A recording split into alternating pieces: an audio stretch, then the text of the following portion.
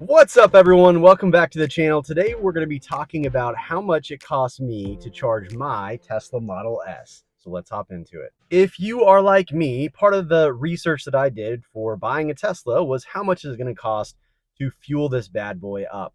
My assumption was that I would spend somewhere between $100 to $150 per month in order to fill my tank with electricity. And I have to say I was very wrong. In fact, I don't spend anywhere close to that. And so I'm going to go through the numbers of what my charging cost looks like. But first, I have to preface a couple things so that nothing is taken out of context.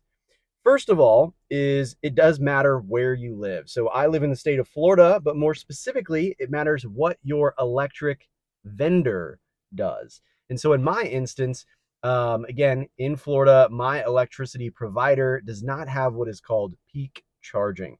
If you're unfamiliar with peak charging, that basically just means that your electric company will charge you more during hours that the grid is being hit harder than it would at, call it, 2 o'clock in the morning. So an example of this would be people go home from work, obviously around 5, 6-ish, they go home. As it starts to get dark, they crank up their lights and everyone is flipping on their lights all at the same time. And so during a period of between 6 o'clock and probably until 9 or 10 o'clock, the grid is being hit. Once people start going to bed, lights are turned off, electricity usage is down, and so that is a non-peak hour. So for my particular provider, the numbers that you'll see are flat, meaning it doesn't matter if I charge at 2 o'clock in the morning or if I charge right in the middle of the day when everyone's using it, my cost will be the same. This is something that's easy for you to identify. Just look at your electric bill and it will specifically say two different amounts for regular electricity per kilowatt hour versus peak hours. So take a peek for that. Next up is, it does matter, obviously, how much you drive. And so I want to preface this that I personally drive around 300 to 400 miles per week.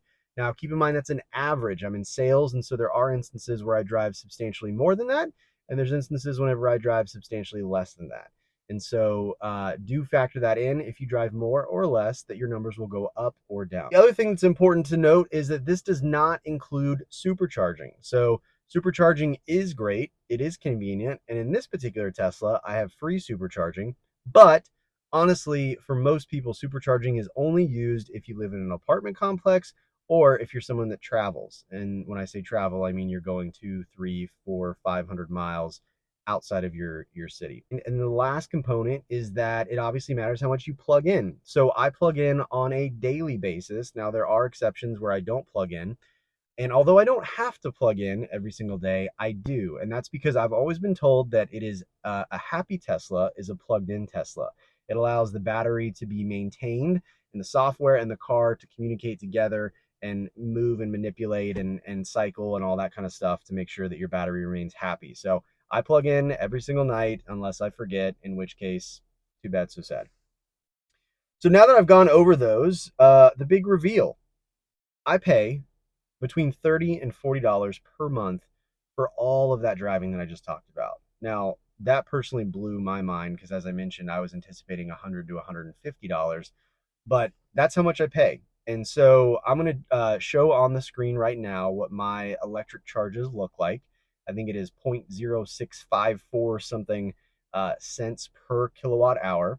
And then I'm also going to show how much kilowatt hours I use on a monthly basis so that you can take my usage and you can put it into your particular bill and figure out there how much it would cost you if you drove about as much as me. Long story short, though, I think you'll quickly realize it doesn't matter if you drive a lot more or a lot less. Your gas bill will likely be substantially less than what you're paying in your gas car, which is great news. So I hope that's helpful for you. I'm going to continue making videos. It would do so much help if you could like this video, and if you're not already a subscriber, consider subscribing. I'm going to continue making hopefully helpful information for you all, and it really does go a long way for a like and a subscribe as I continue to try and grow this channel because I love doing this. So if you haven't checked out my videos, I have a number of them that might be helpful. Buying used Teslas, cost of insurance. Now we've got the electricity one. Tips whenever you're buying a Tesla in general, regardless of the model you're looking at. And so go check some of those videos out, and I'll let you guys get back to it. Have a great day. Thanks.